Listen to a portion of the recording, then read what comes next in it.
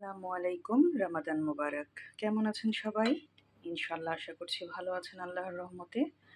যেহেতু রহমতের মাস চলছে, রমজান মাস, জিলাপি না খেলে আসলে হয় না। আমি এখানে হাফ কাপ ময়দা আর হাফ কাপের চাইতে একটু বেশি বেসন নিয়ে নিয়েছি, মিক্সড করে নিয়েছি। বেসনটা একটু বেশি, ময়দাটা একটু কম। দিচ্ছি বেকিং পাউডার, এতটুকুই যথেষ্ট। আর দিয়ে দিচ্ছি লবণ। যে কোনো ময়দা, বেসন, লবণ, বেকিং পাউডার সব মিক্সড করে নিচ্ছি। পানিটা একটু দেখে দেখে বুঝে বুঝে অল্প অল্প করে অ্যাড করতে হবে। খুব বেশি পাতলাও করব না, আবার অনেক বেশি ঘনও করব না। রমজান মাস, জিলাপিটা সবাই পছন্দ করে। আর দেশের বাহিরে আসলে সব জায়গায় যখন তখন সব কিছু অ্যাভেলেবেল না, তো খাওয়া তো বন্ধ করা যাবে না। যেহেতু আমরা বাঙালি, ইফতারে আমাদের পরিপূর্ণ সব কিছু চাই। তো জিলাপি বানানো খুবই ইজি, চাইলেই ঘরে তৈরি করা যায়। এখানে আবারও পানি দিতে হবে।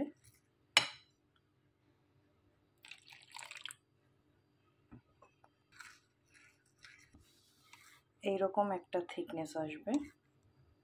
করব এই যে ফস্টার কালারের। এটা সম্পূর্ণ আপনাদের নিজেদের কাছে। আপনারা যদি এরকম কালার চান তাহলে কালারটা অ্যাড করবেন, কালার না চাইলে কোনো দরকার নাই। জিলাপিতে একটি স্পেশালিটি থাকবে, এটা দেখার জন্য পুরো ভিডিওটা দেখতে হবে। আমার জিলাপির ব্যাটার রেডি। আমি এটা একটু রেস্টে রেখে দিব যেন এটা সুন্দর মতো অ্যাক্টিভ হয়। 1.5 কাপের মতো বেসন আর ময়দা ছিল, ময়দা বেসন মিলিয়ে। তো আমি 1 কাপের চাইতে একটু কম চিনি নিলাম। এখানে আমি কয়েকটা এলাচ ভেঙে দিব, সুন্দর একটা শাহি স্মেলের জন্য এলাচ, আর ছোট টুকরো করে দারচিনি। সেম পরিমাণ পানি দিয়ে দিব।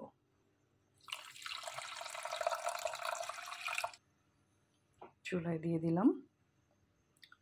চিনিটা জাস্ট গলে 2-1টা বলক আসবে, তাহলেই হয়ে যাবে।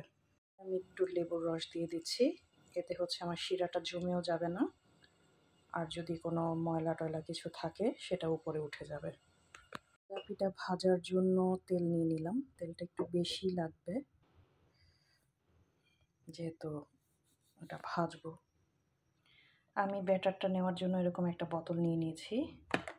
এটা জুসের একটা বোতল। এটাতে সুন্দর এরকম মানে ছিদ্র আছে, তো আমার জন্য ইজি হবে জিলাপিটা বানাতে।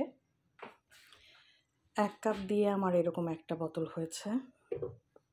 তো আমি বিসমিল্লাহ বলে ট্রাই করে দেখি একটা।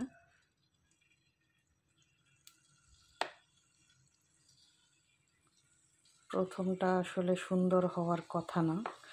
আর জিলাপির প্যাচ তো কোনো জন্মেই আমি জানি না, খুব সহজ সরল মানুষ আমি।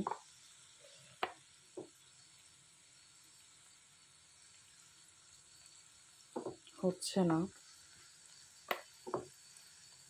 আল্লাহ, এত বাজে, এত বাজে হইতেছে।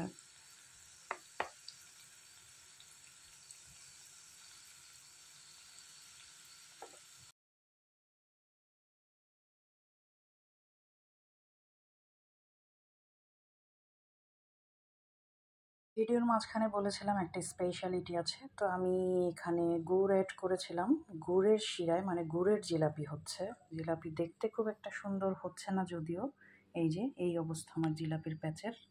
এই যে আমার জিলাপির প্যাচের এই অবস্থা। আসলে প্যাচটা আমি কোনো জন্মেই ঠিক মতো দিতে পারি না।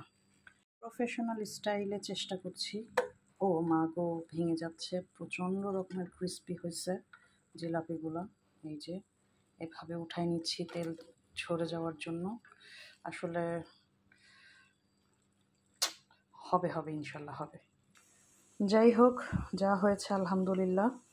ইফতারের পরে খেয়ে বুঝবো আসলে কেমন হয়েছে। আজকের মতো ভিডিওটা শেষ করছি। তবে সব শেষে জীবনে জিলাপির প্যাচটা শিখতে পারলাম না, এটাও আল্লাহর কাছে শুকরিয়া।